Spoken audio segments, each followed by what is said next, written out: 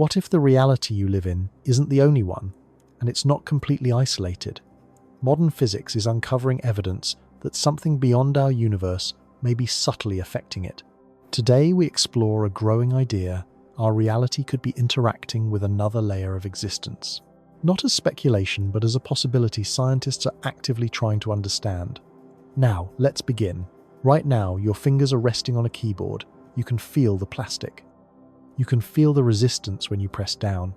You are absolutely certain that your fingertips are making contact with something solid, something real, something physically present in the world. Every single one of those sensations is a lie your brain constructed for you. You have never touched that keyboard. Not once. Not even for a fraction of a second. Here is what is actually happening at the level of physics. Every atom in your fingertip contains a nucleus surrounded by a cloud of electrons. Every atom in that keyboard contains exactly the same thing, and electrons, particles carrying negative electrical charge, repel each other with extraordinary force when they get close enough. What you interpret as touching is simply the electromagnetic repulsion between the electron clouds of your atoms and the electron clouds of the keyboard's atoms, pushing against each other at a distance so small it makes the width of a 10 human hair look like the Grand Canyon. There is no contact. There has never been contact. The sensation of solidity you feel right now is your brain translating a force, not a collision, into the experience of touch. Now let the next fact land properly. 99.9999999% of your body is empty space. Not mostly empty, not substantially empty, empty in a way that language struggles to communicate. The nucleus of an atom is roughly 100,000 times smaller than the atom itself. If you scaled a hydrogen atom up to the size of a football stadium, the nucleus at its center would be smaller than a grain of rice on the 50-yard line. Everything else, the entire stadium, is vacuum. That ratio holds for every atom in every cell of your body. Now take 8 billion human beings. Strip away every fraction of empty space from every atom in every one of their bodies. Compress only the actual matter, the protons, the neutrons, the electrons, into a single location. The resulting object would fit comfortably inside a single grain of sand, smaller than the tip of a pin. 8 billion people. One grain. Everything else you think of as the physical world, your chair, your walls, your hands, the ground beneath you, is the same story. The universe at its most honest is almost entirely nothing. So, what is producing the experience of solidity? What is generating the sensation that the world is dense, continuous, and real? The brain. Only the brain. Your sensory organs do not deliver reality to your consciousness the way a camera delivers an image to a screen. They collect electrical signals, photons, striking retinal cells, pressure waves, vibrating the eardrum molecules binding to olfactory receptors, and transmit those signals as cascades of electrochemical pulses through neural pathways. Your brain then takes those pulses and constructs a model, a representation, a best guess about what is probably out there, assembled in real time from incomplete information shaped by prior experience, filtered through expectation and stitched together so seamlessly that you never notice the construction process happening. You do not perceive reality, you perceive your brain's model of reality. These are not the same thing. Philosophers have wrestled with this distinction for centuries, but here is why it stops being philosophy and starts being physics. If the model your brain constructs is built entirely from signals generated within this reality, it can only ever describe this reality. It has no mechanism for detecting anything that exists outside the framework of signals it knows how to interpret. The model has a structural blind spot, and whatever exists outside that blind spot would be completely invisible to it, not because it is not real, but because the sensory apparatus was never designed to detect it. This is the moment the question changes. Between 2019 and 2024, 3 independent research groups working on 3 separate continents, one focused on particle physics, one on cosmology, and one on quantum theory, each arrived at evidence pointing toward the same deeply uncomfortable conclusion: the model your brain is running right now is missing a layer. There is something intersecting with this reality at this precise moment. Not a metaphor, not a theoretical abstraction, not a prediction about what might be discovered in the future that the model cannot see. precisely because nothing in the metaphor model was built to look for it. Not in some distant future, not somewhere across the universe. Here, now, in the space between your fingertips and the keyboard you have never actually touched. The evidence for this conclusion did not come from a single dramatic experiment.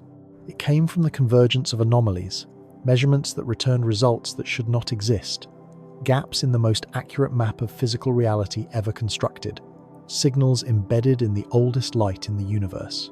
Each anomaly taken alone might be explainable. Together they begin to look like something else entirely. But to understand why scientists arrived at this conclusion, and why it is genuinely scientific rather than speculative, we have to start at the beginning.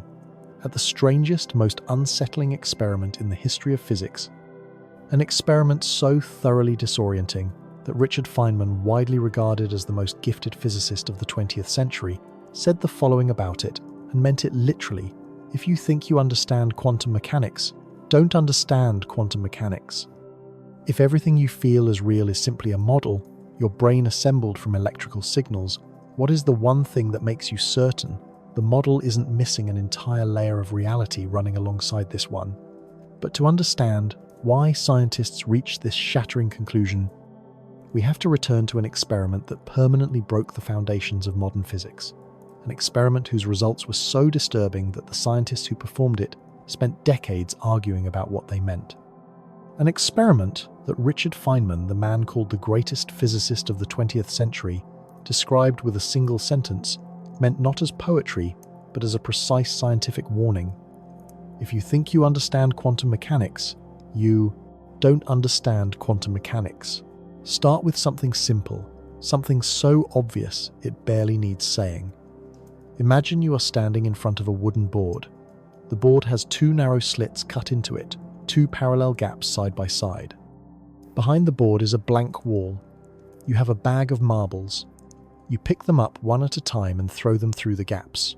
Some marbles go through the left slit, some through the right slit, and they hit the wall behind.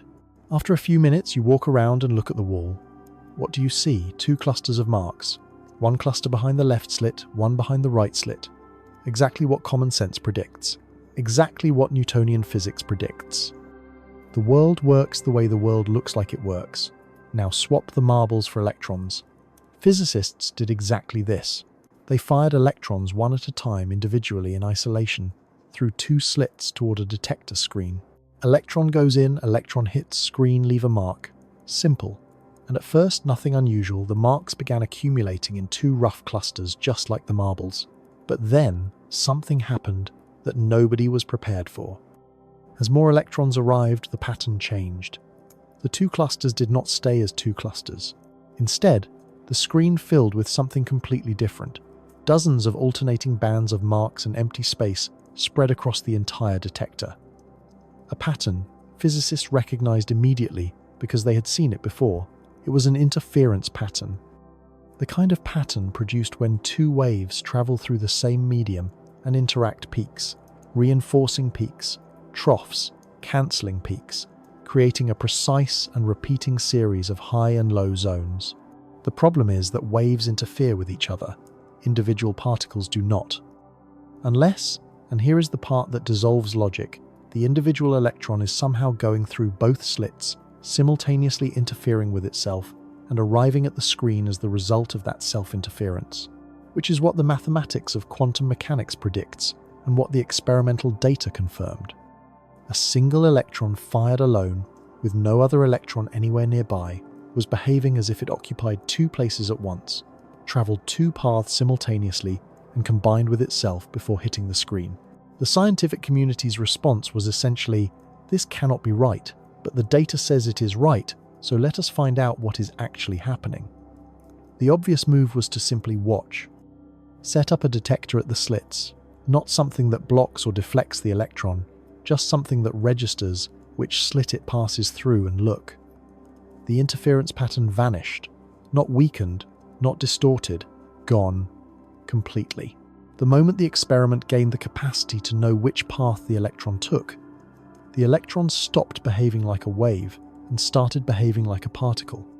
Two clusters on the screen exactly like the marbles, as if the previous thousands of results had never happened. turn the detector off, interference pattern returns, turn it back on, pattern disappears. The act of acquiring information about the electron's path was physically, measurably, repeatably changing the outcome of the experiment. No force was applied, no energy was exchanged. The detector in many versions of this experiment emits nothing that could influence the electron's trajectory. The only thing that changed was whether the information about the path was available or not. Whether the universe, in some sense, could be said to know which way the electron went. This is not an interpretation, this is the experimental result. And it has been replicated, refined, and confirmed in hundreds of laboratories across the world for nearly a century, most recently with single-atom precision, using technology that would have been unimaginable to the physicists who first discovered it. But this was only the beginning of the strangeness. In 1978, physicist John Wheeler proposed what he called the delayed choice experiment. The setup is a variation on the double-slit, but with one crucial modification. The decision about whether to measure which path the particle took is made after the particle has already passed through the slits, not before. After, the detector is switched on or off at the last possible moment when, by any classical account, the particle should have already committed to its behavior. The result was confirmed experimentally in 2007. It makes no difference. Whether the measurement decision comes before or after the particle passes through the slits, the outcome is the same. If you choose to measure, wave behavior disappears. If you choose not to measure, it appears.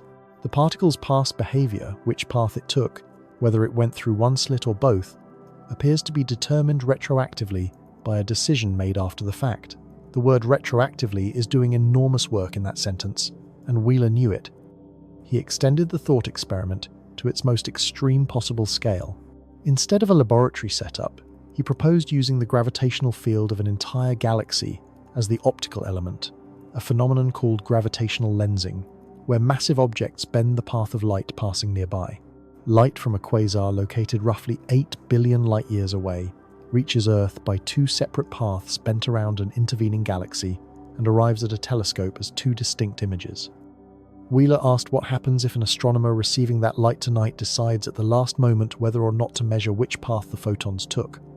The implication is that this decision made in a laboratory on Earth in the present would determine the path taken by photons that left their source 8 billion years ago, before the Earth existed, before the Sun formed, before the solar system had coalesced from interstellar gas. This is not a philosophical argument. This is a prediction of quantum mechanics, and every experimental test performed at accessible scales has confirmed that the logic holds. The past in the quantum mechanical picture is not simply given, it is not fully determined until it is observed. Time is not a straight line running in one direction. It is a structure whose properties depend on the context of measurement. And here is where the question that will drive the rest of this story first appears in sharp relief. If the behavior of a particle depends on the observational context surrounding it, and if there exists a parallel reality intersecting with ours, operating according to its own observational context, then the framework governing how particles behave in this reality would not be clean. It would be contaminated. Signals from two overlapping contexts would produce anomalies. Measurements would return values that don't fit the map. Experiments would yield results that sit just slightly outside the range of what the equations predict, exactly like what was beginning to appear in the data. If your act of observing is already shaping the reality around you without you knowing it, what does it mean for the structure of reality if a second observational context has been intersecting with yours the entire time? That question in 1957 drove a 27-year-old graduate student at Princeton to write a doctoral thesis that his own supervisor, John Wheeler, the same man who would later design the 8 billion light-year experiment, described as too bold to publish. The scientific community that followed did not just disagree with him, they dismissed him, ignored him, and drove him out of physics entirely. He died in frustration and obscurity. 30 years later, the theory he wrote in that thesis became the foundation of modern physics, and the key to understanding why the anomalies in the data were not noise, but signals. In 1955, a 24-year-old from Washington, D.C., arrived at Princeton University with a background in mathematics so strong that his professors noticed him immediately. His name was Hugh Everett III. He was sharp, unconventional, and constitutionally incapable of accepting an answer simply because authority figures endorsed it. He arrived at Princeton to study quantum mechanics under John Wheeler, the same John Wheeler who would later design the delayed choice experiment involving light from 8 billion light-years away. And within 2 years, Everett had identified a crack in the foundations of physics that everyone else had chosen to paper over. The crack was this. The standard interpretation of quantum mechanics, the one developed in Copenhagen by Niels Bohr and his colleagues in the 1920s, said that a quantum system exists in a superposition of all possible states until a measurement is made, at which point the wave function collapses into a single, definite outcome. That is the mechanism. That is why the electron goes through both slits until you look, and through only one slit once you do. Measurement causes collapse. Observation selects reality. Everett sat with this explanation and asked a question so simple it is almost embarrassing that no one had pressed it seriously before him. The observer making the measurement is also made of atoms. The detector, the laboratory, the physicist recording the result. All of it is physical matter governed by the same equations of quantum mechanics as the electron being measured. So why does the observer get a special exemption from superposition? If the electron can exist in multiple states simultaneously before measurement, and the observer is a physical system interacting with the electron, then the combined system, electron plus observer, should also be describable by a wave function. And that combined wave function should also evolve, according to the Schrödinger equation, without any external collapse. Which means who collapses the observer? The Copenhagen interpretation had no answer. It simply drew a line between the quantum world and the classical world, placed observers on the classical side, and declared the matter settled. Everett found this intellectually dishonest. You cannot claim that quantum mechanics is a complete description of physical reality, and simultaneously exempt the measuring apparatus from its rules. Either the theory applies universally, or it does not apply at all. His solution was as radical as it was mathematically clean. The wave function never collapses. Not ever. When a measurement occurs, the universe does not select one outcome and discard the others. Instead, all outcomes occur simultaneously, and the universe branches into separate, equally real versions of itself, one for each possible result. The observer in each branch experiences a single, definite outcome, which is why measurement feels conclusive. But every other outcome is also happening carried forward in a branch that is now causally disconnected from the one we inhabit. Reality is not a single timeline. It is an endlessly proliferating tree, branching at every quantum event, every branch, complete and fully physical. Wheeler read the thesis. He found the mathematics impeccable and the implications terrifying. He described it as too bold to publish in its original form, and spent months trying to persuade Everett to soften the language, to hedge the conclusions, to make it more palatable to the establishment. Everett complied reluctantly and submitted a condensed version. It was published in Reviews of Modern Physics in 1957. The reception was silence, followed by dismissal. In 1959, Everett travelled to Copenhagen specifically to present his theory to Bohr and the physicists who had built the standard interpretation. The meeting accomplished nothing. Bohr did not engage with the argument. The Copenhagen group did not offer a technical refutation. They simply declined to take the proposal seriously. Everett returned to the United States having achieved nothing except confirmation that the most influential physicists in the world had no interest in examining the crack he had found. He left physics. He went to work for the Weapons Systems Evaluation Group, a division of the United States Department of Defense, where he spent his career calculating casualty probabilities for nuclear war scenarios, modeling how many people would die under various conditions of thermonuclear exchange. The man who had proposed that every quantum event spawns a new branch of reality spent his professional life estimating death tolls in branches of history that mercifully did not occur in this one. He drank heavily. He smoked without stopping. He was, by most accounts of people who knew him, a man who had concluded that the world he was living in was not the one that deserved his best work.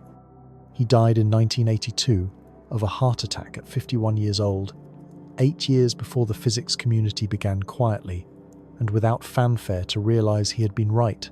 The detail that makes this story almost unbearable to sit with came 14 years after his death. His daughter Elizabeth Everett took her own life in 1996. She left a note.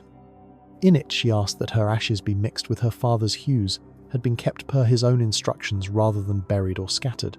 She wrote that she wanted to meet her father in a parallel branch of the universe, one better than the branch she was leaving. This is a documented fact recorded in accounts of Everett's life. The man who spent his career arguing that every possible outcome of every possible decision plays out somewhere in the structure of reality had a daughter who at the end found comfort only in the possibility that somewhere in that structure things had gone differently. By the time Elizabeth died, the rehabilitation of her father's theory was already underway. String theory developed through the 1980s and 90s required a landscape of something in the range of 10 to the 500th power possible vacuum states, each one corresponding to a universe with different physical constants. The mathematics of string theory did not merely permit a multiverse, it demanded one. Separately, inflationary cosmology, the theory that the early universe underwent a period of exponential expansion, predicted the continuous formation of bubble universes, each causally disconnected from the others, each potentially governed by different laws of physics. Two entirely independent theoretical frameworks, developed by physicists who were not particularly interested in Everett's work, had arrived at the same destination he reached in 1957. Hugh Everett III was right. He died not knowing it. His daughter died not knowing it.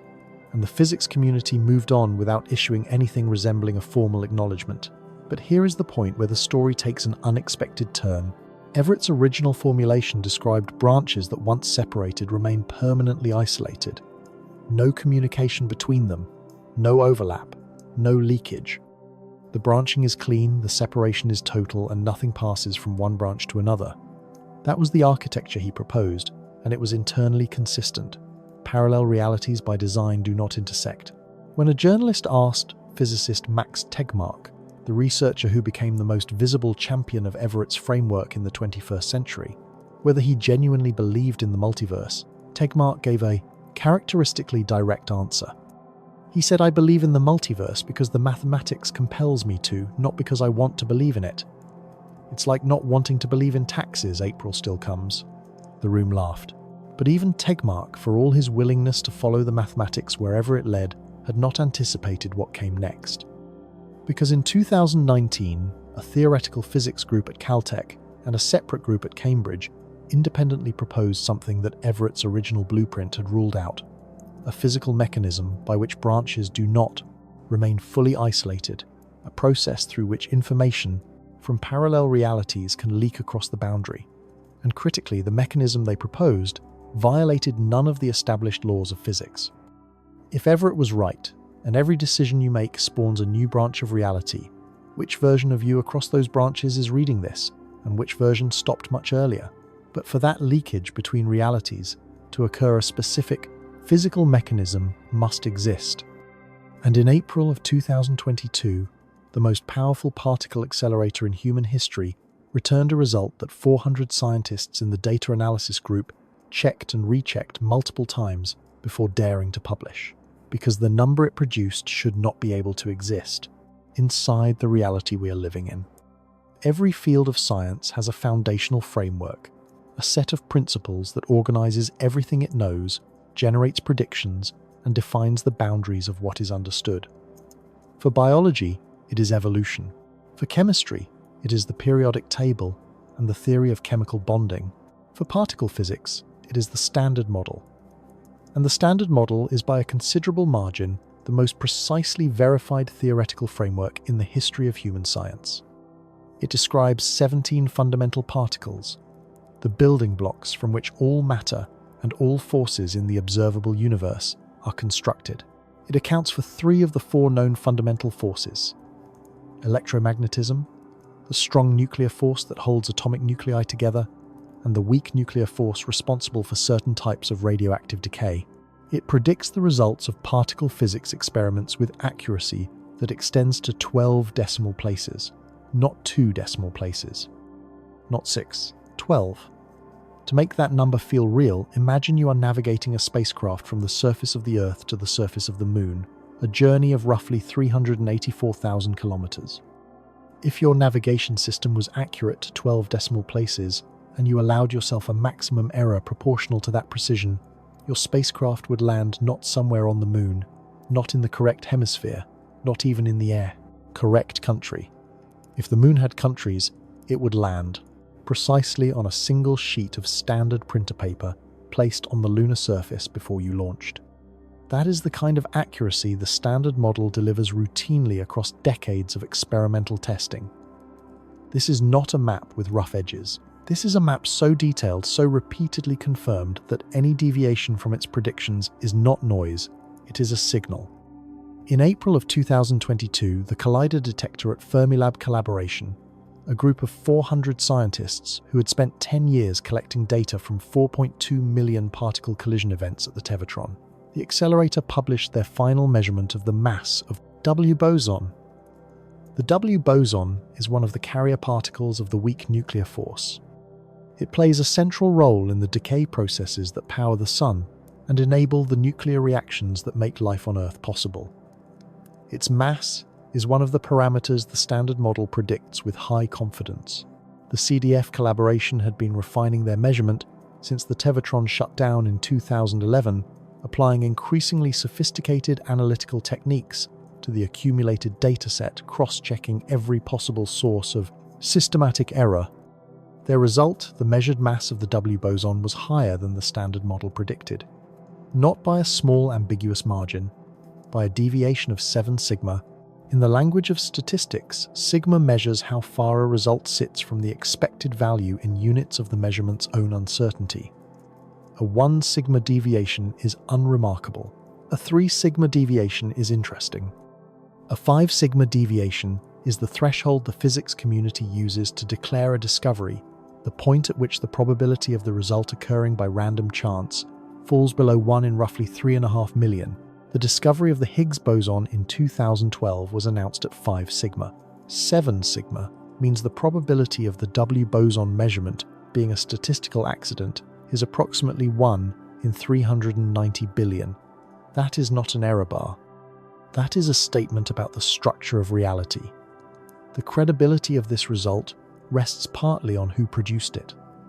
The CDF collaboration is not a group of newcomers working with unfamiliar equipment. This is the same team that confirmed the existence of the top quark in 1995, the heaviest known fundamental particle whose existence had been theoretically predicted for 2 decades before its detection. Their track record of precision measurement is without serious dispute in the field. When this group says a number is 7 sigma away from prediction, the physics community listens. Simultaneously, a separate experiment at the Large Hadron Collider at CERN, the LHCb detector, designed specifically to study the decay of particles containing bottom quarks, had been accumulating its own anomaly. The experiment measured the ratio at which B mesons decay into electrons versus muons. In the standard model, electrons and muons are identical in every relevant respect, except mass, a property called lepton universality. The decay ratios should be equal adjusted only for the mass difference. They were not. The measured ratio deviated from the predicted value in a direction and by an amount that no known particle or force within the standard model could produce.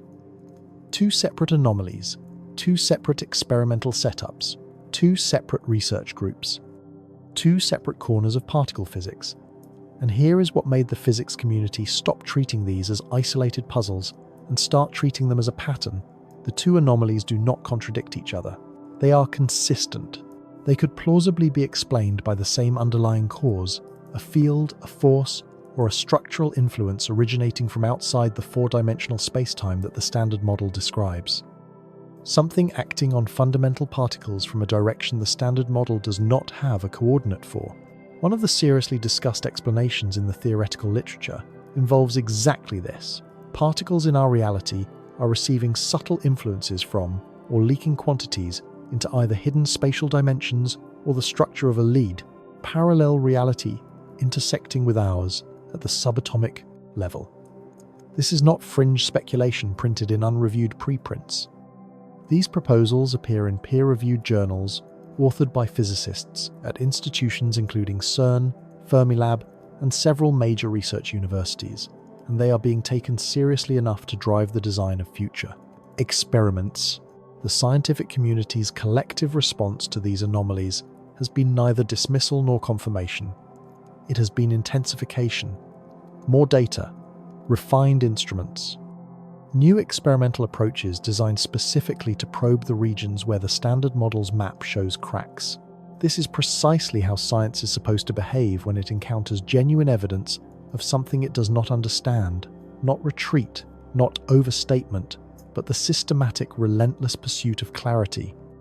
The map that humanity spent a century building the most accurate map of physical reality ever constructed has developed fractures in two separate locations simultaneously. The fractures point in the same direction, and no repair that stays within the boundaries of our known reality has yet been found.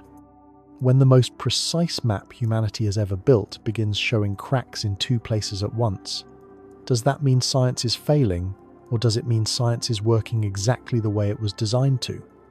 A crack in a subatomic particle is one thing, but there is another piece of evidence, older, larger, and written across the entire night sky, visible from anywhere on Earth, a wound in the structure of the cosmos, so vast that no theory confined to a single reality has ever come close to.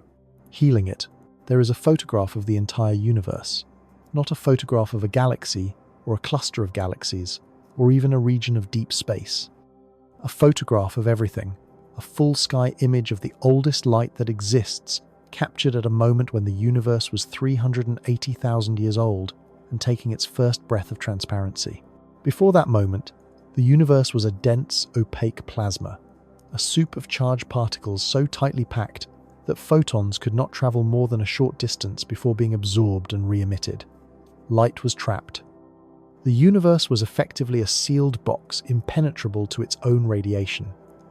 Then, as the universe cooled and expanded, electrons and protons combined into neutral hydrogen atoms for the first time, and the fog lifted. Photons that had been bouncing endlessly through plasma suddenly had a clear path to travel. They streamed outward in every direction, and they have been traveling ever since for roughly 13.8 billion years until they reach our detectors today, as microwave radiation coming from every point in the sky. Simultaneously, this is the cosmic microwave background. It is the afterglow of the Big Bang itself, stretched by the expansion of the universe from visible light into microwaves, arriving at Earth from a distance of approximately 46 billion light-years in every direction. Every satellite dish pointed at the sky, every radio telescope on Earth, is perpetually bathed in this radiation. It passes through walls, through bodies, through the planet itself without pause. It is the oldest signal in the observable universe, and it carries encoded within it the full physical history of the cosmos from its earliest moments. Its most striking feature is its uniformity. The temperature of the cosmic microwave background across the entire sky is 2.725 Kelvin, approximately 270 degrees below 0 Celsius, and it varies from this average by no more than 1 part in 100,000 in any direction. This extraordinary smoothness is itself a major confirmation of inflationary cosmology, the only mechanism that explains why regions of the universe that were never in causal contact with each other ended up at the same temperature, is the theory that the early universe underwent a period of exponential expansion so rapid that the entire observable universe inflated from a region small enough to have been thermalized before inflation began. 1 part in 100,000. That is how uniform the background is, which is exactly why in 2004, when data from NASA's Wilkinson Microwave Anisotropy Probe satellite revealed a region of sky in the southern hemisphere that was significantly colder than the surrounding background, physicists took notice. The region was not slightly cooler. It was 70 microkelvin, colder than the average, a deviation that, against the backdrop of a signal varying by only tens of microkelvin across the entire sky, was enormous. Its angular diameter on the sky corresponded to a physical extent of approximately 1.8 billion light-years. Not a small patch, not a localized instrument artifact, a region of anomalous coldness stretching across a span larger than any structure that standard cosmological theory permits to exist. It was called the cold spot, and from the moment of its discovery, it resisted every conventional explanation attempted. The first hypothesis was instrumental error, some systematic bias in the satellite's detectors producing a false signal. This was ruled out through multiple independent analyses of the dataset. The second hypothesis was a foreground contamination effect, some nearby astrophysical source interfering with the measurement. Systematic searches found nothing that could account for it.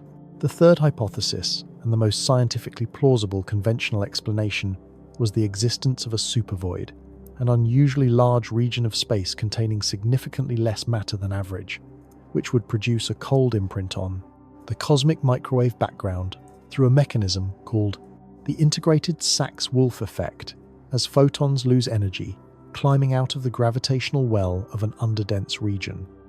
Extensive galaxy surveys were conducted specifically to find this supervoid.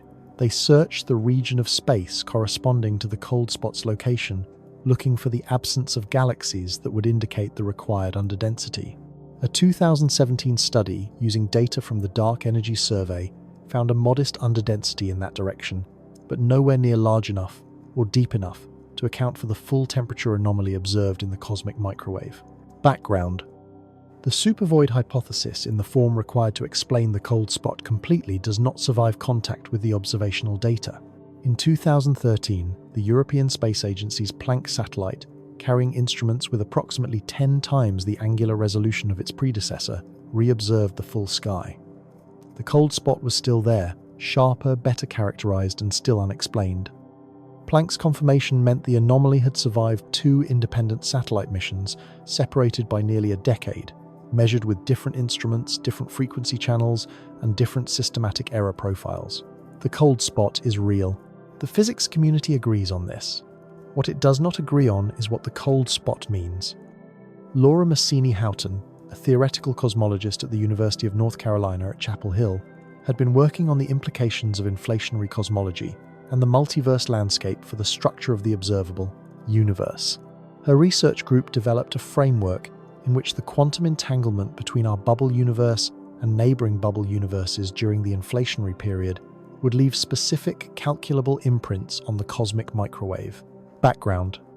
Their models predicted that such imprints would appear as anomalies in the temperature map regions of anomalous coldness or specific distortions in the power spectrum of fluctuations at calculable locations on the sky. The critical point is the sequence of events.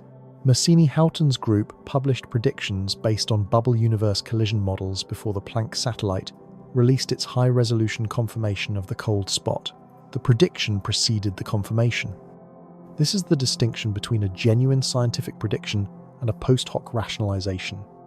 When a theoretical model built on specific physical assumptions about the structure of a multiverse generates a numerical prediction for the location and characteristics of an anomaly, and that prediction is subsequently confirmed by an independent observational instrument, the scientific weight of that confirmation is categorically different from simply noting that an anomaly exists and proposing an explanation afterward. The physical mechanism behind this prediction draws directly from Alan Guth's inflationary cosmology, developed in 1980. Inflation predicts that the quantum fluctuations driving the exponential expansion of the early universe would continuously nucleate new bubble universes, each one expanding from a microscopic quantum seed into a vast spacetime region each, carrying its own physical constants determined by the local quantum state at the moment of nucleation, each sealed from causal contact with other bubbles by the exponential expansion of the space between them. This process, called eternal inflation, has no end. New bubbles form continuously in the inflationary background, filling a quantum space-time that is itself larger than any of the bubbles it contains. But bubbles expand, and when 2 expanding bubbles grow large enough that their boundaries meet, they collide. The collision releases energy and distorts the space-time geometry at the contact surface. In our bubble, that distortion propagates inward as a perturbation, a wave of modified space-time geometry traveling at the speed of light from the collision boundary toward whatever lies inside. If such a collision occurred in our universe's past, the perturbation wave would eventually reach the surface from which the cosmic microwave background was emitted, leaving a characteristic circular imprint, a ring of anomalous temperature on the map of the oldest light in the universe. The cold spot is not a random statistical fluctuation in an otherwise smooth background. It is, on the Massini-Houghton interpretation, a scar, the imprint left by a moment when the boundary of our universe made contact with the boundary of another. Our universe did not form in isolation and remained sealed from that moment forward. It was struck, shaped, branded with the mark of an encounter that occurred before the Earth existed, before the Sun ignited, before the Milky Way had fully assembled itself from the collapsing gas clouds of the early universe. And that mark is still there. Every clear night it sits in the southern sky, invisible to the naked eye, but present in the microwave frequencies, a feature of the oldest light reaching us from every direction. The universe you inhabit carries a scar from a collision with something outside itself. That collision predates everything you know. 3 independent lines of evidence, quantum mechanics, particle physics, cosmology, have now been examined. The delayed choice experiment showed that the behavior of matter depends on observational context in ways that strain the boundaries of a single reality. The W boson and B-meson anomalies showed that fundamental particles are not behaving as a closed, self-contained physical system.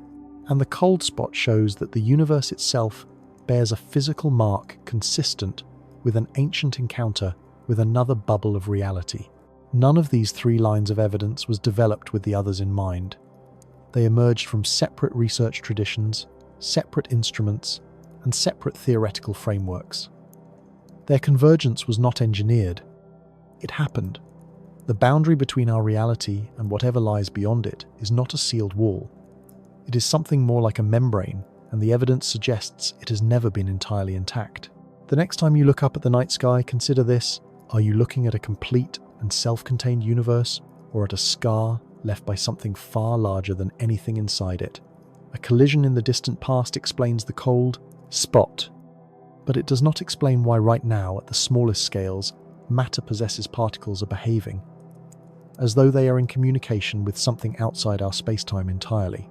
And to understand the mechanism behind that communication, we need to understand the strangest thing the universe has ever produced. The thing Einstein called spooky, and spent the final 20 years of his life trying to prove did not exist. He was wrong. In 1974, Stephen Hawking made a calculation that should have been a triumph.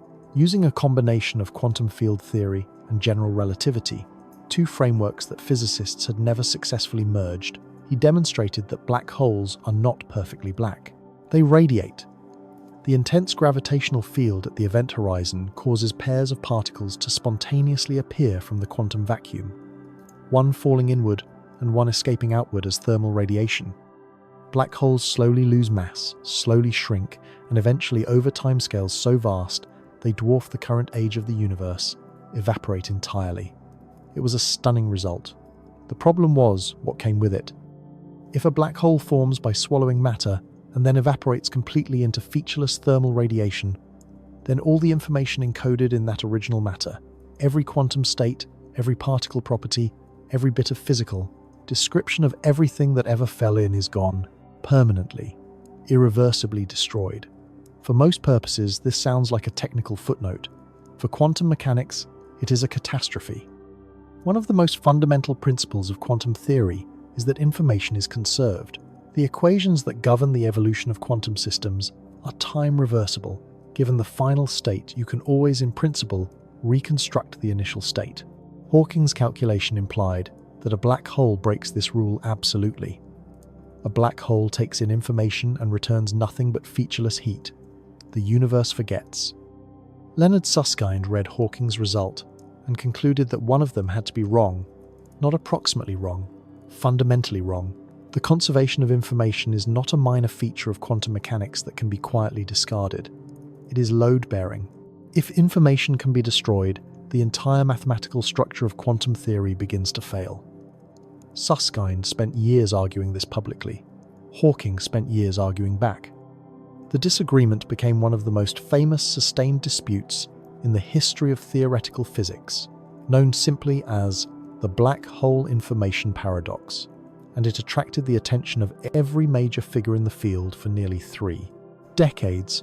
In 2004, Hawking conceded.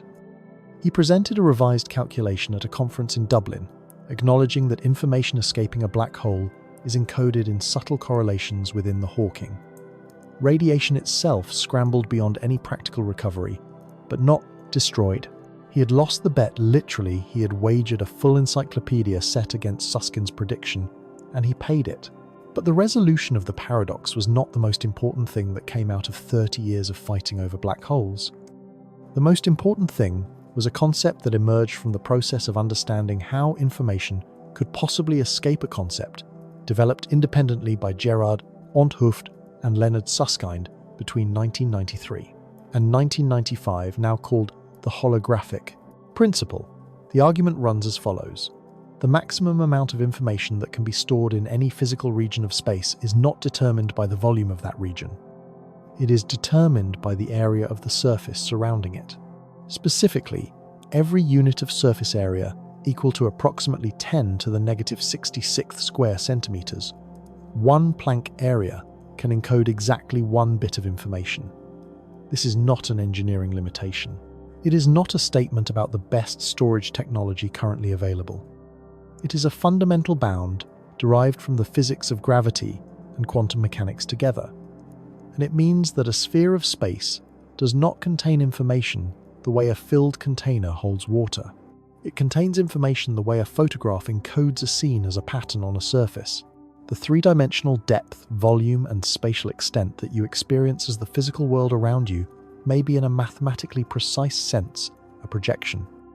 The full description of everything inside a region of space is encoded on that region's two-dimensional boundary, and the three-dimensional interior is reconstructed from that boundary information, the way a holographic image is reconstructed from the flat surface of a holographic film, not as a metaphor, as a structural property of how space-time and information relate to each other at the deepest level. In 1997, Juan Maldacena published a paper that gave the holographic principle its most rigorous mathematical foundation. He demonstrated using the machinery of string theory a precise and exact equivalence between two entirely different physical theories. A theory of gravity operating in a five-dimensional curved spacetime called de Sitter, space, and a quantum field theory with no gravity at all, operating on the four-dimensional boundary of that space. The two theories describe completely different things in completely different settings. They have different numbers of dimensions. One includes gravity, the other does not. And yet every physical prediction one makes is exactly reproduced by the other. They are, in the technical language of physics, dual descriptions of the same reality. This paper has been cited more than 20,000 times. It is the most cited paper in the history of theoretical physics, by a margin that has only grown with time. The reason is that it transformed the holographic principle from a suggestive argument into a proven mathematical correspondence. It is now called the de Sitter, conformal field theory correspondence, and it has been the central organizing framework of theoretical physics for nearly 3 decades. The implication that matters for this story is the one that connects directly to the anomalies examined earlier. If the three-dimensional reality we inhabit is a holographic projection information encoded on a boundary and reconstructed as the space-time we experience, then anything that interferes with the encoding process on that boundary or introduces a second source of encoded information overlapping with the first would produce exactly the kind of disturbances we have been examining. A parallel reality intersecting with ours at the level of the holographic boundary would function as a second projector, casting its image onto the same screen. The interference between the two projections would appear in our reality as anomalies, measurements that do not fit the expected pattern particle behaviors that deviate from prediction temperature fluctuations in the cosmic background that exceed what a single source universe should produce. The W boson mass deviation, the B meson decay ratio, the cold spot in the cosmic microwave background. In the holographic framework, these are not 3 separate mysteries requiring 3 separate explanations. They are potentially 3 different views of the same interference pattern. And here is the answer to the question that the holographic principle inevitably raises. If we are a projection, what is the source? What is more real, the projection or the boundary encoding it? The answer that modern physics gives is that the XS question itself is malformed. The two descriptions are mathematically equivalent. Neither is more fundamental than the other. The projection and the encoding surface are 2 equally valid ways of describing one physical reality. There is no hierarchy. There is no true layer beneath a false layer. There are only different descriptions, each complete, each exact, each capturing something the other makes less visible, which means a parallel reality intersecting with ours is not something outside and separate from us looking in. It is another description, another encoding, another projection, running alongside ours in the same mathematical structure that generates both. If the three-dimensional world around you is a projection from a two-dimensional surface of encoded information, and that projection is being disturbed by a second source, what in your daily experience might be an artifact of that? Interference. The holographic principle tells us that information can be encoded and decoded across spatial boundaries. But quantum mechanics discovered something stranger. Still, certain particles require no surface at all to maintain their connection.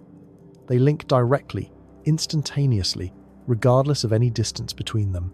And that connection has just been shown to be not an exception to the structure of spacetime, but the very fabric from which spacetime is woven.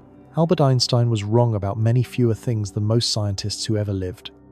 His record of being right across general relativity, special relativity, the photoelectric effect, Brownian motion, and the theoretical prediction of phenomena that were not confirmed experimentally until decades after his death is without parallel in the history of physics.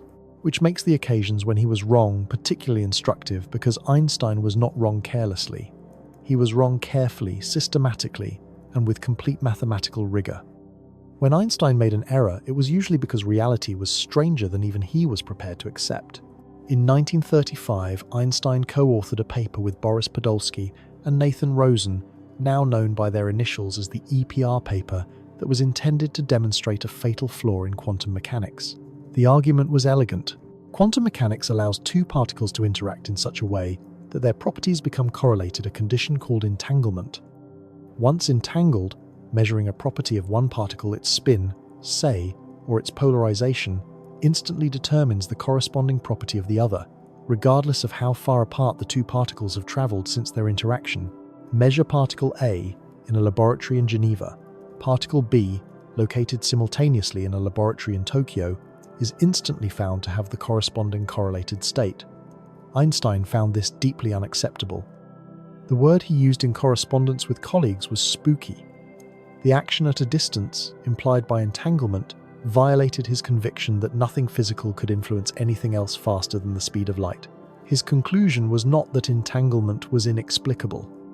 His conclusion was that quantum mechanics was incomplete, that there existed hidden variables, some additional layer of physical information not captured by the quantum description that determined the outcomes of measurements in advance.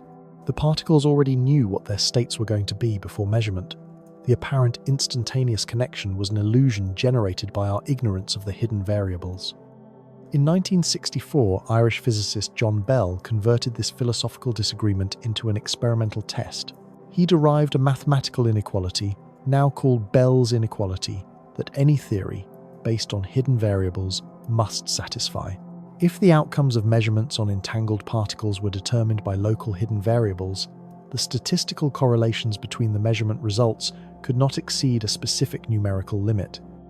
If quantum mechanics was right and hidden variables did not exist, the correlations would exceed that limit. The question of whether Einstein or quantum mechanics was correct could for the first time be answered by a laboratory measurement. In 1982, French physicist Alain Aspect and his colleagues performed the definitive test. The results violated Bell's inequality. Quantum mechanics was right, Einstein was wrong. There are no hidden variables. The correlations between entangled particles are real. They are not explained by any pre-existing local properties, and they persist instantaneously across any distance. The experimental program was refined further over the following decades, closing one potential loophole after another until no reasonable objection remained. In 2022, the Nobel Prize in Physics was awarded jointly to Aspect John Clauser and Anton Zeilinger, specifically for this body of work, the experimental confirmation that quantum entanglement is a genuine feature of physical reality with no classical explanation. But here is what entanglement is not. It does not transmit information faster than light. This point is crucial and often misunderstood. When you measure particle A and instantly determine the state of particle B, you cannot use that process to send a message to whoever is near particle B. The outcome at each end is random. The correlation only becomes apparent when the two sets of results are compared through ordinary communication channels which cannot exceed light speed. Entanglement is real. Superluminal signaling is not. The two facts coexist without contradiction. So what exactly is the connection? If entanglement is not a signal traveling between two particles, what is it? In 2013, Juan Maldacena and Leonard Susskind, the same two physicists whose separate contributions to the verse holographic principle had transformed theoretical physics, proposed a startling answer. They published a paper whose title compressed the proposal into a single equation, ER equals EPR. The ER referred to the Einstein-Rosen bridge, the technical name for a wormhole, a theoretical tunnel through spacetime connecting two distant regions, first described by Einstein and Rosen in 1935, the same year as the EPR paper. The EPR referred to entanglement. The proposal: these are not two different phenomena. They are the same phenomenon described from two different perspectives. Two entangled particles are not connected by a signal passing through space. They are connected by a microscopic wormhole, a direct geometric link in the structure of space-time itself, operating at the Planck scale of approximately 10 to the negative 35 meters. The correlation between their measurements is not the result of one particle sending information to the other. It is the result of both particles being connected by a shared piece of space-time geometry that makes them in a precise sense not fully separate objects. The consequences extend further. If every pair of entangled particles is connected by a wormhole, and if the universe has been generating entangled particle pairs since the Big Bang, then the fabric of space-time we inhabit may itself be constructed from, may literally be, woven out of the network of quantum entanglement connecting all particles to all other particles they have ever interacted with. Space-time on this picture is not the stage on which quantum events occur.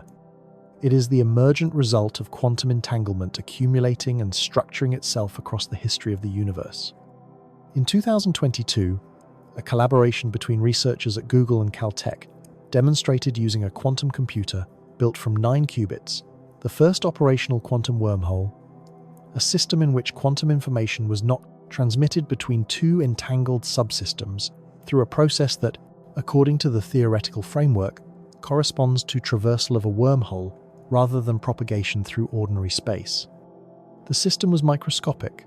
The wormhole, not a traversable tunnel through physical space in any macroscopic sense, but the experiment demonstrated that the ER equals EPR correspondence is not merely a theoretical conjecture, it is a principle that can be instantiated in physical hardware. When a journalist asked Susskind whether this meant that every person on Earth is quantum mechanically connected to every other person, Susskind acknowledged that technically speaking, yes, through the web of entanglement relationships accumulated since the Big Bang, every particle has entanglement connections reaching across the universe.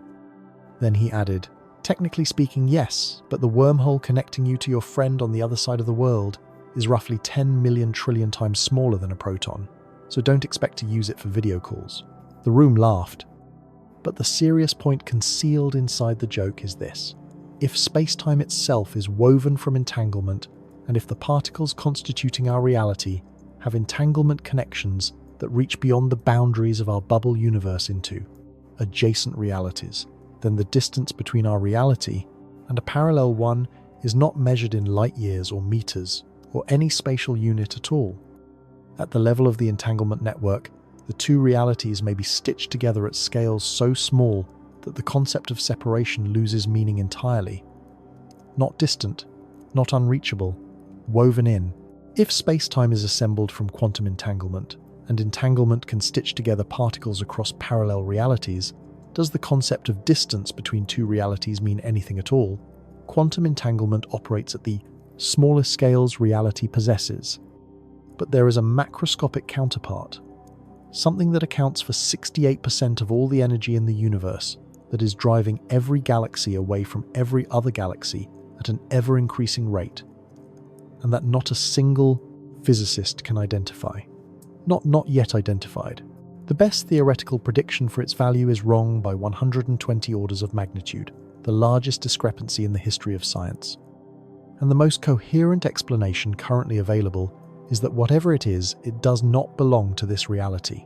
In 1998, two independent research teams set out to do something straightforward: measure how fast the universe's expansion was slowing down. The logic behind the project was uncontroversial.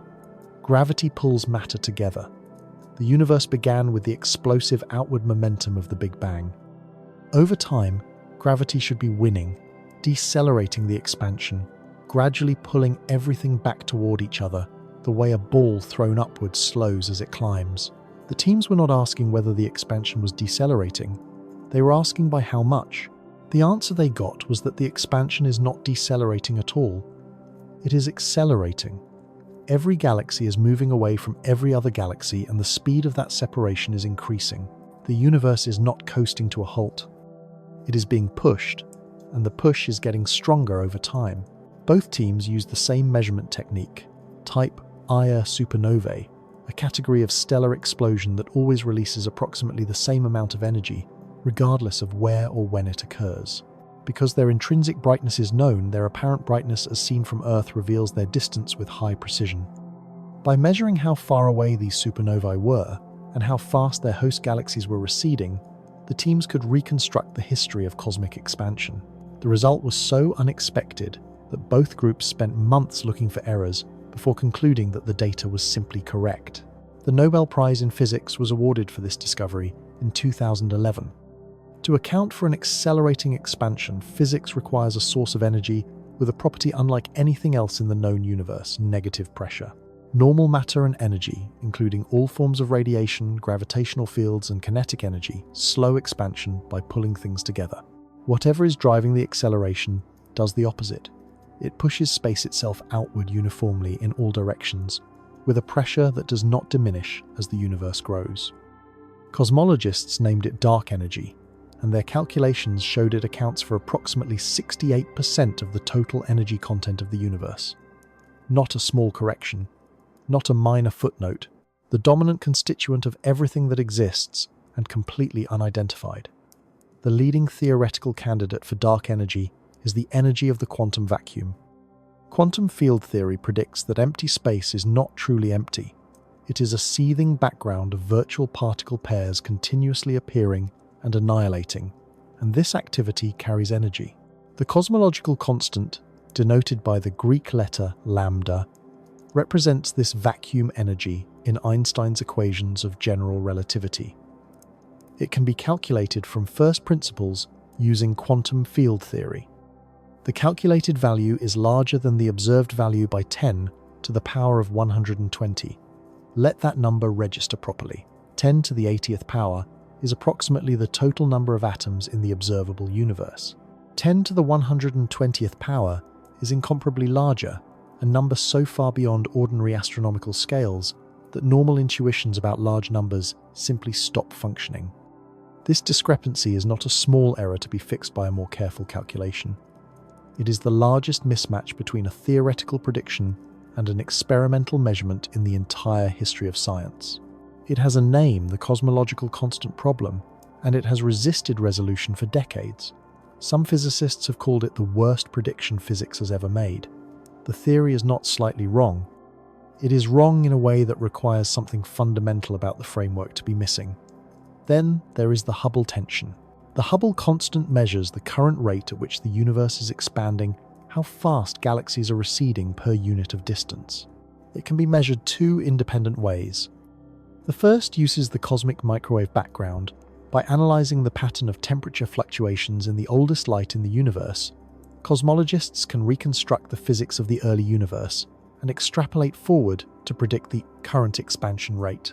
The second uses direct distance measurements to nearby galaxies through the cosmic distance ladder, a chain of calibrated measurements using Cepheid variable stars, type Ia, supernovae, and other standard candles. The two methods give different answers. The discrepancy has been measured at 5 sigma, the same statistical threshold used to declare the discovery of the Higgs boson. It has not gone away. As measurement precision improved, it has gotten sharper. As of 2019, and with increasing clarity through subsequent years, the Hubble constant measured from the early universe and the Hubble constant measured from the late universe disagree in a way that no known systematic error can explain. Between 2021 and 2024, research groups, including one led by Subir Sarkar at the University of Oxford and an independent group at the Perimeter Institute in Canada, began developing a framework in which both the cosmological constant problem and the Hubble tension find a common explanation. Their proposal, dark energy is not a property of space itself. It is an external pressure and influence acting on the fabric of our spacetime from a parallel reality intersecting with ours. The accelerating expansion is not driven by energy, intrinsic to our universe's vacuum. It is driven by an interaction force generated by the structural relationship between our reality and adjacent realities in the multiverse landscape. On this interpretation, the Hubble tension takes on new meaning. The two different measured values of the Hubble constant are not two measurements of the same thing, with one being wrong. They are two measurements capturing the expansion rate from two different causal distances, one dominated by the internal physics of our early universe, the other influenced by the external pressure that has been building as the intersection with the parallel reality has intensified over cosmic time. Two sources, two contributions, two values that do not converge because they are not measuring the same thing. Space-time woven from quantum entanglement, reality encoded holographically on a two-dimensional boundary, and now 68% of the universe's total energy, the dominant force governing the fate of every galaxy, every star, every planet, potentially originating from outside the reality we inhabit entirely. Three independent pillars of modern cosmology, each built from different instruments and different theoretical frameworks, pointing toward the same architectural conclusion: our reality is not self-contained. It is one layer in a structure that interacts continuously with adjacent layers, and the interaction is not subtle. It is the largest force in the universe. If 68% of the universe's energy originates from outside our reality, does that mean we have never truly understood why the universe expands or why we exist within it at all? External pressure accounts for the vast expansion. Quantum entanglement accounts for the connective mechanism. But neither explains the question that sits beneath both of them, the one that physicists find hardest to look at directly. Why are the physical constants of our universe tuned with such extraordinary precision that the smallest deviation in any of them would erase the possibility of stars, planets, atoms, and life entirely? The most recent answer is not God, is not random luck. It is the most direct evidence yet that a parallel reality has been adjusting our own from the outside. Consider the strong nuclear force, the force that binds protons and neutrons together inside atomic nuclei, overcoming the electromagnetic repulsion between positively charged protons that would otherwise blow every nucleus apart. Its strength is characterized by a coupling constant, a dimensionless number that determines how powerfully it acts. That number, as measured in our universe, sits at a precise value that allows atomic nuclei to form and remain stable. Increase that value by 2%, the consequences cascade immediately. In the first minutes after the Big Bang, when the universe was hot enough for nuclear fusion to occur, the stronger force would have converted all hydrogen into helium before the temperature dropped below the fusion threshold. The universe would have emerged from its earliest phase containing no hydrogen whatsoever. No hydrogen means no water. No water means no liquid medium for the chemistry of life. No hydrogen also means that the most common and longest-lived stars, the ones that burn for billions of years at stable temperatures, giving life time to emerge and evolve, cannot form. A 2% increase in a single coupling constant, and the universe produces a cosmos of helium and heavier elements with no pathway to biology. Now, decrease it by 5%. Protons and neutrons interact too weakly to bind. The lightest atomic nuclei cannot assemble. The periodic table of elements stops at hydrogen. There is no carbon, no oxygen, no nitrogen, no phosphorus, none of the elements on which all known chemistry depends. The universe becomes a thin gas of hydrogen, atoms expanding forever into darkness, never forming anything more complex than a single proton orbited by a single electron. The gravitational constant follows the same pattern. If gravity were stronger by even a modest factor, stars would form from smaller amounts of gas burned through their fuel in millions of years rather than billions, and exhaust themselves long before any planetary system had time to produce complex life. The window of stability that allowed 4 billion years of biological evolution on Earth exists only because gravity is calibrated with extraordinary care relative to the other forces. And then there is the cosmological constant lambda, the same parameter whose vacuum energy calculation fails by 120 orders of magnitude. The value it actually takes in our universe must be precise to 1 part in 10 to the 120th power. If it were larger by even a minuscule fraction, the universe would have expanded so rapidly in its early phases that matter never had time to clump together under gravity. No galaxies would form, no stars, no planets. If it were slightly negative, the universe would have recollapsed within a cosmological instant. The window in which a universe produces structure is vanishingly narrow, and our universe sits precisely within it. Physicists call this the fine-tuning problem, and it has generated 3 competing families of explanation, none of which has satisfied the community completely. The first is intelligent design. Some intentional agent calibrated the constants. This proposal lies outside the scope of science. It is not testable, not falsifiable, and not capable of generating experimental predictions. It may or may not be true, but it is not a scientific hypothesis in any operational sense. The second is the anthropic principle. The reasoning goes, we observe these values because only in a universe with these values does an observer exist to make observations. In a universe where the strong force was 2% stronger, there is no one to notice the absence of hydrogen. The argument is logically valid, but explanatorily empty. It tells us why we observe these values conditional on our existence, but it says nothing about why a universe with these values exists in the first place. It answers the question of selection without addressing the question of origin. The third is the random multiverse. There are enormously many universes, each with different values of the physical constants drawn from some distribution, and we find ourselves in one of the rare universes where the constants support complexity and life, simply because we could not exist in any of the others. This explanation is coherent and consistent with inflationary cosmology, but it faces a serious problem under Karl Popper's criterion for scientific theories. If the multiverse produces every possible combination of constants, then any observation is compatible with the theory, and no observation can falsify it. A theory that cannot be falsified is in the strict scientific sense not a theory at all. Between 2022 and 2024, a fourth explanation began taking shape in the theoretical literature, one that differs from all 3 predecessors. In a crucial way, it makes testable, falsifiable predictions.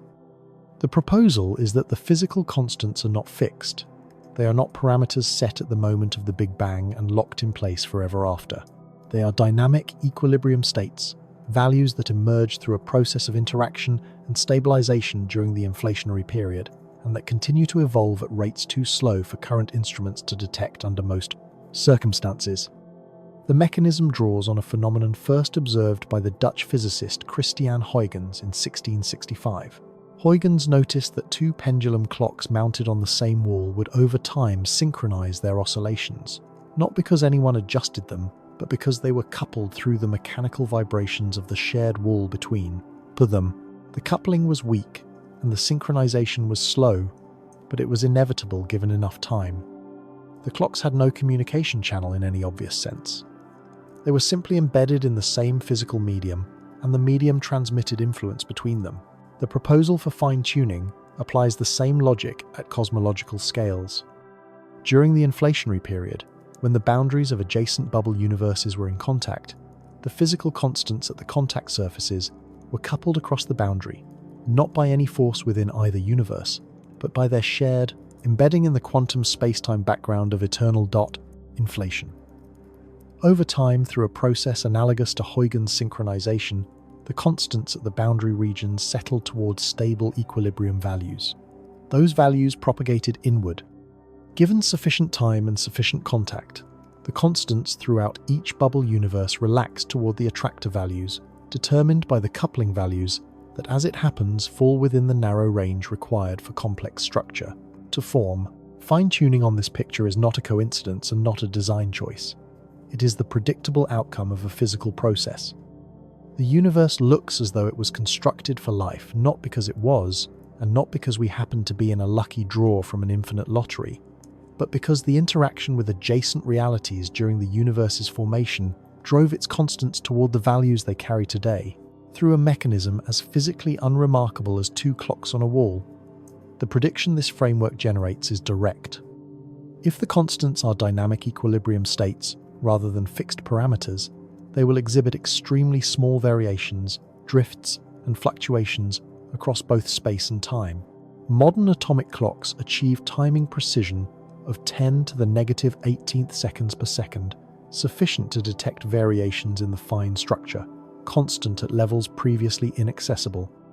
The LISA Gravitational Wave Observatory, scheduled for launch in 2035, will carry instruments sensitive enough to probe the stochastic gravitational wave background from the inflationary period, including signals that would indicate the influence of bubble universe collisions on the space-time geometry of our own universe. The architecture of a parallel reality intersecting with ours has now been outlined across 4 independent frameworks. The holographic principle describes how information from outside our reality could encode itself into the structure of our spacetime. Quantum entanglement reveals the mechanism by which that encoding maintains continuity across the boundary. Dark energy and the Hubble tension show the macroscopic pressure exerted on our universe by that boundary interaction. And fine-tuning shows that the deepest structural properties of our reality, the constants that make atoms, stars, and life possible, may be the settled residue of a process that required another reality to complete. These are not 4 separate theories pointing at 4 separate phenomena. They are 4 measurement windows aimed at the same architecture from 4 different angles. If the universe was fine-tuned not by design and not by chance, but by a resonance process driven by contact with a parallel reality, how does that change the way you understand your own existence within it? 4 layers of evidence have been laid down, but what comes next is the question no physicist wants to answer. Can we actively verify this intersection? And if we can, and if we succeed, it will overturn everything we believe to be true about consciousness, free will, and death. Science does not advance by accumulating beautiful ideas. It advances by breaking them. The entire machinery of the scientific method exists for a single purpose: to find out which ideas survive contact with reality and which ones collapse under the weight of evidence. A theory that cannot be tested, that makes no prediction capable of being falsified by any conceivable experiment, occupies a position outside science, regardless of how mathematically elegant it appears. This criterion, formalized by philosopher Karl Popper in the 20th century and adopted as the operational standard of physics ever since, is not a bureaucratic rule. It is the mechanism by which science distinguishes itself from everything else humans do with ideas. Ever its many worlds interpretation in its purest form has always been vulnerable to exactly this criticism. If every quantum event causes the universe to branch, and if every possible outcome occurs in some branch, then no experimental result can ever contradict the theory. Whatever you measure, the theory accommodates it by placing the outcome in one branch, while all other outcomes continue in parallel branches you cannot access. A framework that is consistent with every possible observation is not a scientific theory. It is a classification system that never makes a wrong prediction, because it never makes a specific prediction at all. The theory of intersecting realities is different. This distinction is not cosmetic. The claim is not merely that other realities exist somewhere beyond reach. The claim is that they are intersecting with ours actively, continuously, and in ways that leave measurable traces in specific identifiable places. That claim generates concrete predictions that can be confirmed or refuted by instruments, either already operating or scheduled for deployment within the next decade. The first line of verification focuses on the cosmic microwave background. The cold spot confirmed by the Planck satellite in 2013 is one anomaly. The bubble universe collision framework that predicted it also predicts additional anomalies, not random deviations scattered arbitrarily across the sky, but features with specific geometric and temperature characteristics consistent with the physics of boundary collisions between expanding bubble universes. The prediction is explicit. The full-sky cosmic microwave background map should contain at least 2 to 3 additional anomalies of a particular character, distributed in a pattern consistent with multiple collision events rather than with the statistical noise of a single reality, universe. The Simons Observatory, located in the Atacama Desert in Chile and operational since 2023, is mapping the cosmic microwave background at angular resolution approximately 10 times finer than Planck achieved. The CMB S4 experiment, scheduled for first light in 2027, will deploy 500,000 individual detectors, the largest and most sensitive ground-based cosmological instrument ever constructed, produce the most detailed full-sky microwave map in history. If the additional predicted anomalies are present, these instruments will find them. If they are absent, if the cosmic microwave background mapped at the highest achievable resolution shows only the cold spot and nothing else consistent with the collision model, the bubble universe intersection hypothesis fails its first direct test. The second line of verification involves gravitational waves. The Laser Interferometer Space Antenna, a mission of the European Space Agency scheduled for launch in 2035, will consist of 3 spacecraft flying in a triangular formation with sides 2.5 million kilometers long, using laser interferometry to detect distortions in space-time geometry at sensitivities far beyond anything achievable on Earth. Its primary science targets include the stochastic gravitational wave background, the faint omnidirectional hum of gravitational radiation generated by processes in the very early universe, including the inflationary period itself. Bubble universe collisions during eternal inflation would generate gravitational wave signatures with a spectral shape, a characteristic distribution of wave energy across frequencies that differs in specific calculable ways from other known sources of primordial gravitational radiation. The prediction is not that the laser interferometer space antenna will detect gravitational waves. It will certainly do that. The prediction is that among the signals it detects, some will carry the spectral fingerprint of bubble collision events. If that fingerprint is absent from the data, if the primordial gravitational wave background matches the predictions of single universe inflation with no collision component, the hypothesis loses its second leg. The third line of verification is the most direct and the most immediately accessible. If the physical constants of our universe are dynamic, equilibrium states, maintained by ongoing interaction with parallel realities rather than fixed parameters locked in at the moment of the Big Bang, they will exhibit extremely small but non-zero variations over time. The fine structure constant, a dimensionless number governing the strength of electromagnetic interactions, one of the most precisely measured quantities in physics, would fluctuate at levels between 10 to the -18th and 10 to the -20th, driven by the slow drift of the equilibrium state as the intersection geometry between realities evolves. Atomic clock networks operated by the National Institute of Standards and Technology in the United States, the Physikalische Technische Bundesanstalt in Germany, and the Système de Références Temps-Espace in France have reached timing precision sufficient to detect variations in fundamental constants at exactly this scale.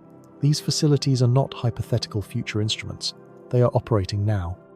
Coordinated measurements across geographically separated atomic clock installations, running continuously over years, are accumulating the dataset that would reveal a drifting fine structure constant if one exists.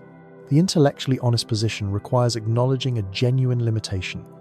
Even if all 3 lines of evidence return positive results, additional cosmic microwave background anomalies in the right locations with the right characteristics, gravitational wave signals with the predicted collision spectral shape, measurable drift in the fine structure, constant alternative, explanations within a single reality framework cannot be immediately ruled out.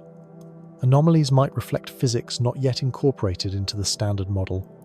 Gravitational wave spectra might be explained by exotic early universe processes with no multiverse component. Constant drift might indicate new fields or forces, rather than external influence from a parallel reality. This is not a weakness unique to the intersecting realities hypothesis. It is the permanent condition of science operating at the boundary of its current reach. Confirmation is always provisional. Every positive result narrows the field of viable explanations without eliminating all alternatives simultaneously. What matters, the thing that distinguishes this situation from the unfalsifiable multiverse of pure Everett, is that specific predictions are now on the table. predictions that name particular signals in particular instruments at particular sensitivity thresholds, predictions that can be wrong. For the first time in the history of the parallel realities debate, the question is not philosophical, it is experimental. The instruments exist. The predictions exist. The answer is coming. If the laser interferometer space antenna in 2035 finds a gravitational wave signal matching precisely the predictions of the bubble universe collision model, what do you think humanity's response will be? Verification is the scientific question. But running beneath it is a different question entirely, one that physicists have begun asking, despite knowing it will dissolve the boundary between physics and philosophy if the intersection of realities is real and is occurring continuously at the quantum level, inside the human brain. What does that mean for consciousness, for free will? And for the question that none of us can avoid forever, is death actually an ending? There is a particular kind of scientific result that does not frighten people because it is wrong. It frightens them because it might be right, and because if it is right, the categories they use to organize their experience of being alive, the sense that they are conscious, that their choices matter, that death is a definitive boundary, require reconstruction from the ground up. The intersection of parallel realities, if confirmed, generates exactly 3 consequences of this kind. None of them is comfortable. All of them follow directly from the physics. The first consequence concerns consciousness. In 1994, mathematician Roger Penrose and anesthesiologist Stuart Hameroff proposed a theory of consciousness called orchestrated objective reduction, abbreviated as ORCH-OR. The theory's central claim is that consciousness does not arise from the classical computational activity of neural networks, from the firing patterns of billions of neurons exchanging electrochemical signals across synapses. It arises from quantum mechanical processes occurring inside structures called microtubules, protein polymers, that form the internal scaffolding of neurons, maintaining their shape and organizing their internal transport systems. The standard objection to any quantum theory of brain function has always been thermal decoherence. Quantum superpositions are extraordinarily fragile. They collapse when they interact with their environment, and the warmer and more complex the environment, the faster the collapse. The human brain operates at 37 degrees Celsius, surrounded by water molecules in constant thermal motion, immersed in an electrochemical environment of staggering complexity. Most physicists assumed that quantum coherence could not survive in such conditions long enough to play any functional role in cognition. In 2022, a research group led by Anirban Bandyopadhyay at the National Institute for Materials Science in Japan published experimental findings indicating that microtubules do in fact conduct quantum signals at body temperature that the thermal environment of the neuron does, not destroy coherence within the microtubule structure as quickly as previously assumed, and that quantum vibrational states within microtubules persist on timescales relevant to neural processing. This does not confirm the ORCH-OR theory. It removes the most straightforward objection to it. The connection to intersecting realities runs through the mathematics of quantum mechanics. Every quantum system can be described by its state in Hilbert space, a mathematical space in which each dimension corresponds to a possible quantum state of the system. When a quantum system evolves without measurement, it explores its full Hilbert space, existing in superpositions of all accessible states simultaneously. If the brain is genuinely a quantum mechanical system, its neural processes are not sampling from a single determined trajectory through state space. They are sampling from a distribution across all quantum mechanically accessible states, a distribution that in the Everett framework includes states associated with branches of reality that diverged from our own at prior quantum events. The implication is strange but internally consistent. Moments of sudden creative insight, the solution to a problem that arrives without traceable reasoning, the intuition that proves correct without apparent justification, the sense of recognizing something before the analytical process has completed might not be mysterious, capacities layered on top of ordinary cognition. They might be the signature of a quantum sampling process that draws information from a wider state space than classical neural computation would access. Not supernatural, quantum mechanical. And on the intersecting realities framework, the state space being sampled extends across branch boundaries.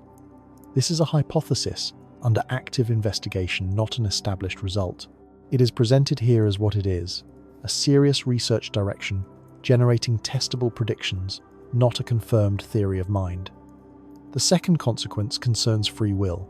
The standard debate between free will and determinism assumes a single timeline. Either the future is fixed by the past through causal laws, in which case choices are illusory, or some source of genuine indeterminacy.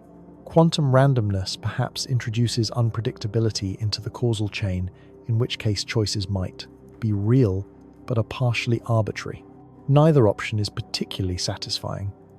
Determinism makes the sense of choosing feel like a performance. Randomness makes it feel like a lottery. The intersecting realities framework introduces a third possibility that does not map onto either of these. If every quantum decision point generates branching realities, then every version of you makes every available choice but in different branches. The you in this branch experiences having chosen one way. The you in adjacent branches experiences the alternatives. In a purely Everettian picture with no inter-branch communication, this changes nothing about the experience of choosing. Each version of you simply finds itself in its branch, with no access to the others. But if branches are not fully isolated, if the quantum intersection process allows information from adjacent branches to influence the probability distribution of outcomes in this one, then what feels like decision-making might be something genuinely novel. Not a selection from a menu of options made by an isolated agent, not a random draw from a quantum lottery, something closer to a weighted sampling across the nearby region of branch space, where the weighting is influenced by the coherent quantum state of the decision-making system. Consciousness, if it is quantum mechanical, might be the process by which the weighting is established. Free will on this picture is not the ability to choose in a vacuum. It is the capacity to shape the probability landscape of a quantum branching event from the inside. This is stranger than having free will. It is stranger than not having it. It is a third category for which ordinary language does not yet have the right words. The third consequence concerns death. And this is where the physics becomes most difficult to sit with. The conservation of quantum information is an established principle of physics. It was the foundation of Suskind's argument against Hawking, and it survived 30 years of the most intense theoretical scrutiny the physics community has applied to any single question. Information is not destroyed. It is transformed, dispersed, scrambled beyond any practical recovery. But the quantum state of a physical system, however complex, does not cease to exist. It becomes encoded in correlations, spread across the environment. In 1998, Max Tegmark developed a logical argument based on Everett's framework, now known as quantum immortality. The structure is as follows: at any moment when a physical process might result in the death of an observer, the universe branches. In some branches, the observer survives. In others, the observer does not. But the branches in which the observer does not survive contain no subjective experience. There is no first-person perspective in a branch where the observer is absent. The only branches that contain an experiencing subject are the branches where the subject continues to exist. Therefore, from the inside, from the perspective of any conscious observer, death is never experienced as a terminal event. Consciousness always finds itself in a branch where it persists. Tegmark himself has been careful to distance this logical argument from any claim about practical immortality, and the physics community treats it as a provocative thought experiment rather than a literal description of survival. It is presented here in exactly that spirit. What matters more than the immortality argument is the underlying principle it rests on. If quantum information is conserved, and if consciousness is a quantum informational pattern rather than a classical computational process, then the pattern that constitutes a particular conscious experience does not simply disappear when the physical substrate generating it ceases to function. The information disperses. It enters the wider quantum state of the universe. In the intersecting realities framework, where the quantum state of our universe is continuously entangled with adjacent realities through the wormhole network threading the Planck-scale fabric of spacetime, that dispersal does not terminate within our reality's boundaries. What happens to it after that, no physicist knows. Not because they have not looked, because the question sits at the exact edge of what current physical theory can describe. It is not heaven, it is not oblivion. It is a transformation of informational pattern into a configuration that existing physics does not yet have the vocabulary to characterize. When a journalist pressed a physicist repeatedly on the implications of quantum immortality, the response was, "The good news is that according to the theory, you never truly die. The bad news is that you can never prove that in the branch you're currently in." Then, after a pause, "Actually, that's neither good news nor bad news. It's the wrong question. The universe was not designed to answer your questions in the form you want to hear them. Physics is not trying to replace philosophy or religion. It is asking the same questions through a method that generates verifiable predictions. And the answers it is finding are not comforting, not terrifying, they are simply stranger than anything previously imagined. Of the three consequences, consciousness as a quantum process sampling across realities, free will as probability, shaping across branches, death as information, transformation rather than termination, which one changes most fundamentally? The two. The way you understand your own life. All three of those consequences rest on a single premise that the intersection of realities is real, but the final part does not ask whether it is real. It asks the question that no one has yet dared to say out loud: if a parallel reality is intersecting with ours and contains consciousness within it, is that consciousness aware of the intersection? And if it is, what does it see when it looks at us?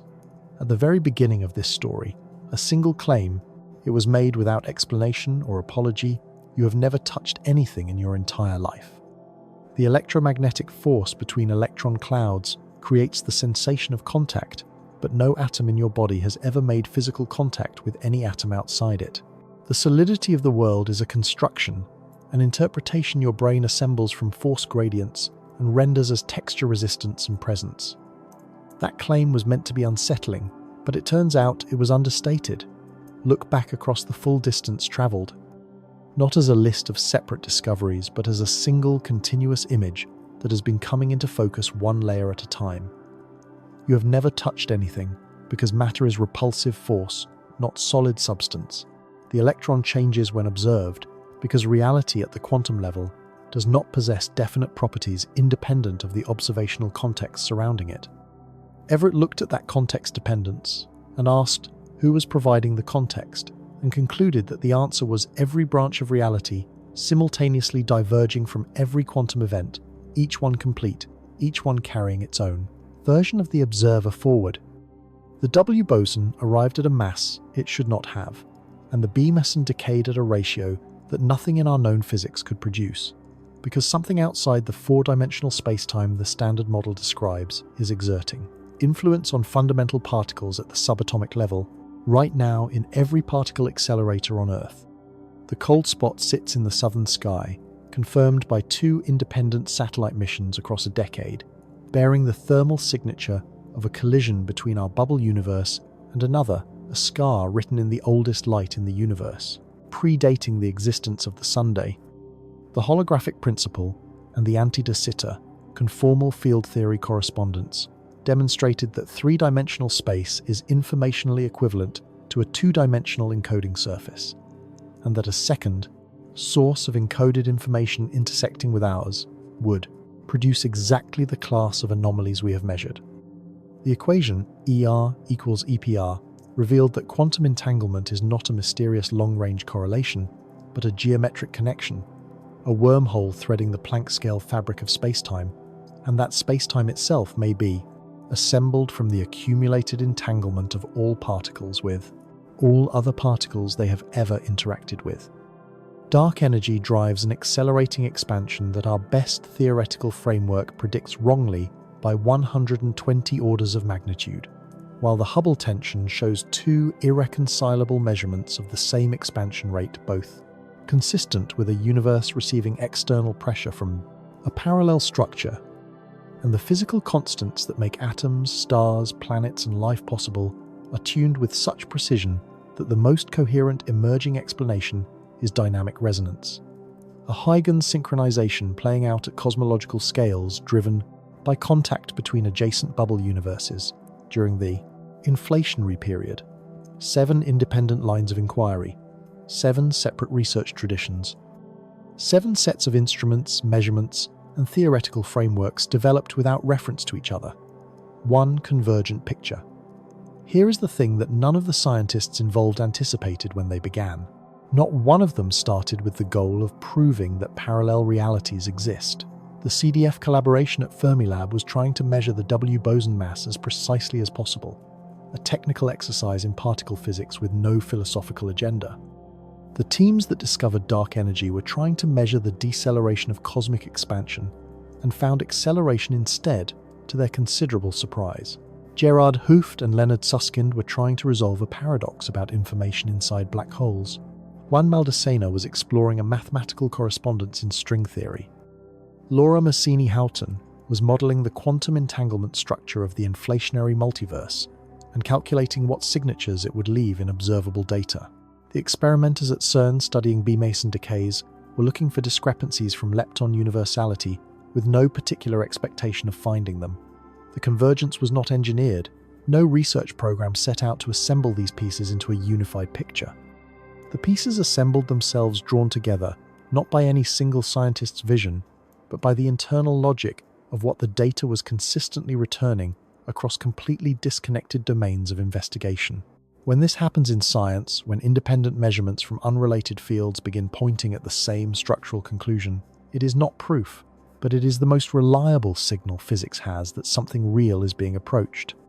And now, at the frontier of that approach, a question has begun appearing in serious theoretical physics conferences, spoken carefully hedged, with qualifications but spoken nonetheless.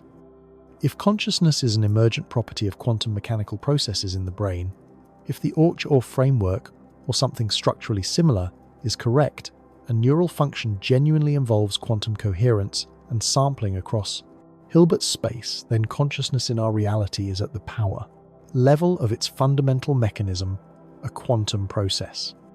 And the quantum processes in our reality are intersecting through the wormhole network at the Planck scale and through the boundary interactions of adjacent bubble universes with the quantum processes of a parallel reality. If that parallel reality also contains structures complex enough to generate quantum coherent processes of sufficient depth, if it contains, in other words, something functionally analogous to what we call consciousness, then the intersection is not one-directional. It is not our reality being passively influenced by an inert external structure. It is two quantum systems each containing conscious processes whose quantum mechanical substrates are entangled across a boundary that neither system can directly observe. The question that follows is not whether this parallel consciousness is aware of us in any human sense of that word. The question is more precise and more unsettling is the quantum sampling process by which consciousness in a parallel reality navigates its own Hilbert space, drawing however faintly from states that include the intersection with ours are. The anomalies we detect in our measurements, the W boson mass, the B-Meson ratio, the cold spot, mirrored by anomalies in their measurements, is the intersection visible from both sides. Even if neither side has yet developed the instruments or the conceptual vocabulary to identify what it is seeing, no physicist has an answer. This is not false modesty or rhetorical caution. The question sits precisely at the boundary of what current theoretical physics can even formulate rigorously, let alone answer. The boundary is real. And it is moving one experiment, one anomaly, one refined measurement at a time in the direction of territory where the question will eventually become answerable. That is the most important thing to hold on to, not the specific results, not the 7 lines of evidence, individually compelling as they are. The important thing is that the boundary of human knowledge in this particular direction has shifted in the last 3 decades, from "this question is meaningless" to "this question is difficult." From parallel realities are science fiction to parallel realities generate testable predictions that current instruments are actively probing. From we cannot even ask whether another reality is intersecting with ours to we have 3 independent experimental programs running or scheduled that will return data bearing directly on that question. The boundary is moving.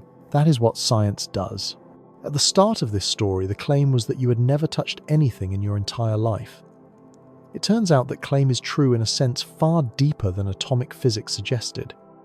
You have not only never touched the keyboard beneath your fingers, you may never have touched the boundary of the reality you are living in. The edge of this universe, if it has an edge in any meaningful sense, is not a wall. It is a membrane through which something else has always been pressing. something that shaped the constants governing every atom in your body before you were born, something whose collision with our bubble universe left a mark on the oldest light in the sky, something whose quantum processes are woven into the same entanglement network that stitches our space-time together from the inside. Whatever is on the other side of that membrane is not touching us. It is intersecting with us, continuously, silently, from before any of this existed. The question is not whether it is there. The question is whether we will ever learn the language to speak to it. After everything covered here, where do you place yourself? Option A, fully convinced the evidence is already sufficient. Option B, the direction is right, but the experiments from 2035 onward are needed. Option C, fascinating, but science does not yet have adequate tools. Or option D, humanity does not yet possess the conceptual framework to understand the answer, even if it is sitting directly in front of us.